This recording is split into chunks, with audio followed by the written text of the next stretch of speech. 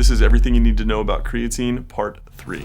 So let's talk about how you actually take creatine and which kinds you should buy. First thing to get across is that timing does not matter when it comes to creatine. There are some studies that show that it may be beneficial prior to exercise, but if you're just consistent every day in taking it, then you're going to fully saturate your muscles in roughly 3 to 4 weeks. Once your muscles are fully saturated, then your body will maintain that level. So the key is consistency when it comes to taking creatine. There's also talk about loading creatine. What that looks like is taking 20 grams a day for a week, splitting it up into about 4 or 5 doses, and there's some evidence that it may saturate your muscles a little bit faster. I don't really recommend doing this unless you really want to.